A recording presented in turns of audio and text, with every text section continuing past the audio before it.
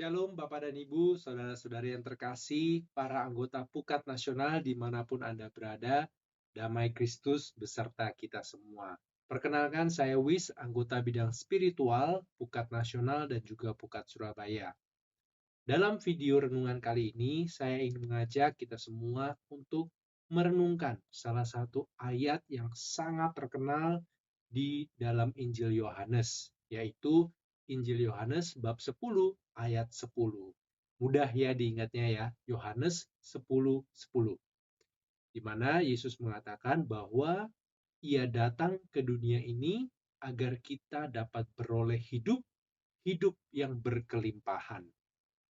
Sebagai seorang profesional dan juga seorang pengusaha, tentu hidup yang berkelimpahan ini adalah salah satu motivasi kita di dalam bekerja.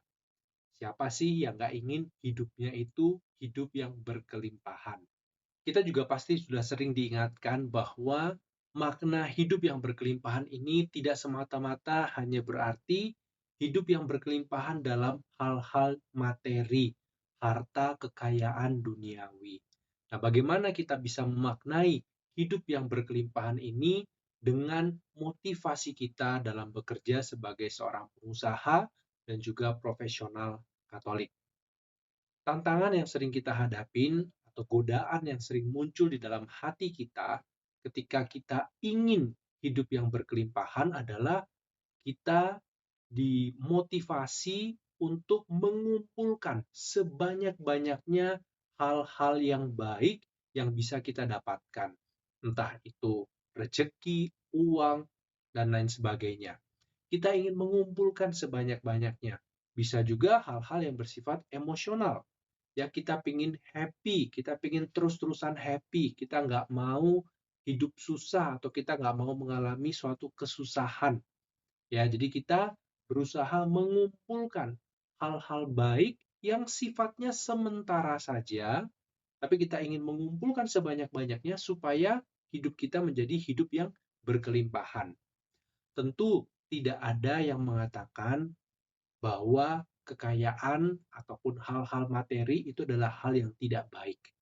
Ini adalah hal-hal yang baik yang bisa kita nikmati, tetapi harus kita nikmati dengan cara yang benar, dengan perspektif iman Kristiani, yaitu bahwa segala hal baik yang kita miliki, segala hal baik yang ada di dunia ini, semuanya bersumber dari Tuhan sebagai sang kebaikan yang tertinggi.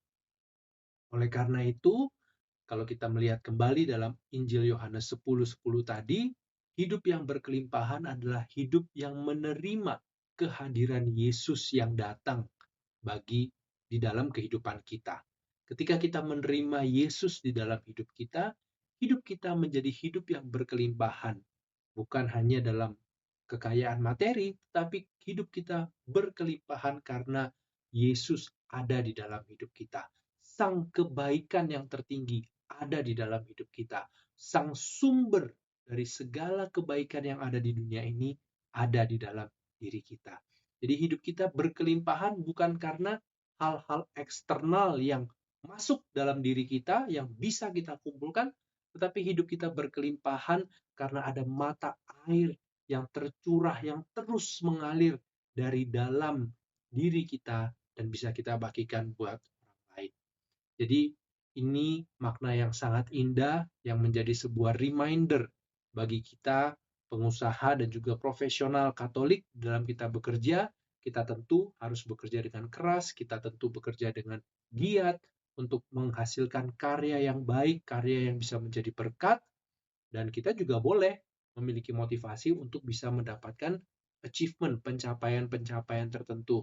Tapi di dalam motivasi itu, kita harus tetap mengingat bahwa di balik semuanya itu, Tuhanlah yang menjadi sumber dari hidup yang berkelimpahan di dalam diri kita.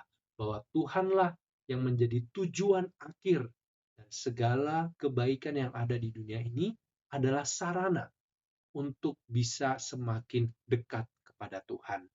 Semoga renungan singkat ini bisa membantu memurnikan kembali motivasi kita semua di dalam bekerja, di dalam berusaha, sehingga kita sebagai pengusaha dan profesional Katolik bisa menunjukkan wajah Kristus bagi semua orang yang kita jumpai di dalam pekerjaan kita.